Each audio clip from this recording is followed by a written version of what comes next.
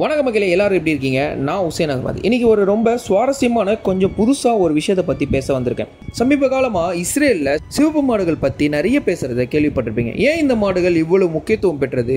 இதற்கு ஒரு பழமையான கோவில் கட்டுறதுக்கும் என்ன சம்பந்தம்? வாங்க பார்க்கலாம். அதுக்கு முன்னாடி சப்ஸ்கிரைப் பண்ணாதவங்க கண்டிப்பாக சப்ஸ்கிரைப் பண்ணிக்கோங்க. இந்த மாதிரி நிறைய வீடியோஸ் உங்களுக்காக வரப்போகுது.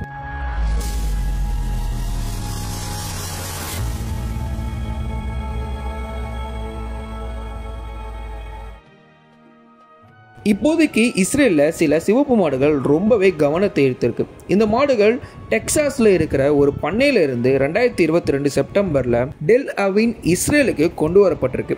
இதை தனிப்பட்ட முறையில் வாங்கி எதிர்காலத்தில் ஜெருசலமில் இருக்கிற ஒரு யூத கோயிலில் சேவை செய்ய போகிற அர்ச்சகர்கள் சுத்தப்படுத்துறதுக்காக பயன்படுத்துவாங்க அப்படின்றது நம்புகிறாங்க. பழைய ஏற்பாடில் இஸ்ரேல் ஜனங்களுக்கு ஒரு விதி இருந்தது. கோவிலில் பலி கொடுக்குற அர்ச்சகர்கள் சடங்கு ரீதியாக சுத்தமாக இருக்கணும். இந்த சுத்திகரிப்புக்கு என்ன தேவைன்னா, எந்த குறையும் இல்லாத கரை இல்லாத ஒரு சிகப்பு காளையோட சாம்பல். இந்த சாம்பலை தண்ணீரில் கலந்து தெளித்து தான் சுத்தப்படுத்துவாங்க. இதுக்குன்னு சில விதிமுறைகளும் உண்டு. எண் 19:2 குறைபாடற்றதும் கலங்கமற்றதும் நுகம் பூட்டப்படாததுமான சிவப்பு மாடு தேவைன்னு சொல்லப்பட்டிருக்கு. முதல் 2ஆம் கோயில்கள் இருந்த காலத்தில் இந்த விதிமுறைகள் அவங்களால பூர்த்தி செய்ய முடிஞ்சது. ஆனால் கிபி 70 ரோமானியர்களோட 2வது கோவில் அழிக்கப்பட்ட அப்புறம் அடுத்த 1900 வருடங்களுக்கு யூதர்கள் சிதறி போனதால சிகப்பு மாடுகளை தேட வேண்டிய அவசியம் இல்லை.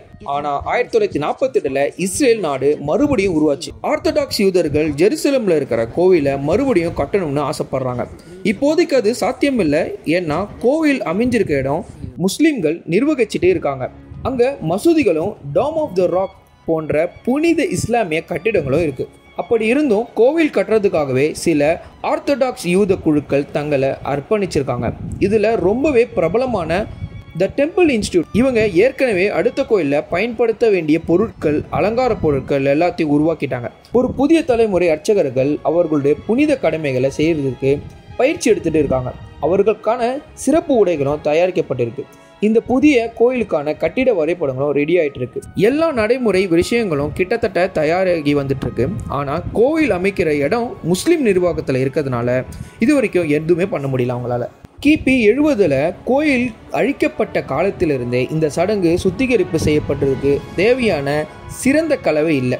இது என்ன அர்த்தம்னா, உலகத்தில் இருக்கிற எல்லா யூத மக்களும் சடங்கு ரீதியாக சுத்தமாக இல்லை. சிகப்பு காளையோட சாம்பல் இல்லாமல் யாரையும் சடங்கு ரீதியாக சுத்தமாக்க முடியாது. இதில் அடுத்த கோவிலில் சேவை செய்யும் பயிற்சி எடுத்துட்டு இருக்கிற அர்ச்சகர்களும் அடக்கம். கோவில் சேவைகள் மறுபடியும் தொடங்குறதுக்கு முன்னாடி சிவப்பு காளையோட சாம்பலை பெற வேண்டியது அவசியம். தி டெம்பிள் இன்ஸ்டிடியூட் 1987 தொடங்கப்பட்டதிலிருந்து இதுதான் அவங்களோட முக்கிய குறிக்கோள்களில் ஒன்றாகும். ஸோ இதன் மூலயமா அவங்களோட ஃபஸ்ட்டு ஸ்டெப்பான அந்த மாடு கிடைச்சிடுச்சு, அதாவது சிகப்பு மாடு கிடைச்சிடுச்சு. இதுக்கப்புறம் கோயில் தொடங்க வேண்டியது தான் அவங்களோட அதிசயமான ஒரு விஷயமா நடக்க போகுது. ஸோ இதன் மூலயமா உலகத்துக்கு அவங்களோட முன்னெடுப்பு எப்படி இருக்க போகுது அப்படின்றத பொறுத்து தான் பார்க்கணும். ஸோ இதை பற்றி உங்களோட கருத்துக்களை கமெண்ட் செக்ஷனில் சொல்லுங்கள். இந்த மாதிரி வரலாற்று ரீதியான விஷயங்களை தெரிஞ்சுக்கணுன்னா நம்ம சேனலை கண்டிப்பாக சப்ஸ்கிரைப் பண்ணி வச்சுக்கோங்க. நாம் இந்தியாவில் இருக்கிறதுனால இந்தியாவில் இருக்கிற ஸ்டேட்ஸை பற்றின ஹிஸ்ட்ரிஸை நான் கவர் பண்ணிட்டு வரேன். ஸோ அடுத்த வீடியோவில் நிறைய ஹிஸ்ட்ரி பற்றின வீடியோஸ்லாம் இருக்க போகுது. ஸோ கண்டிப்பாக சப்ஸ்கிரைப் பண்ணி சப்போர்ட் பண்ணுங்கள்.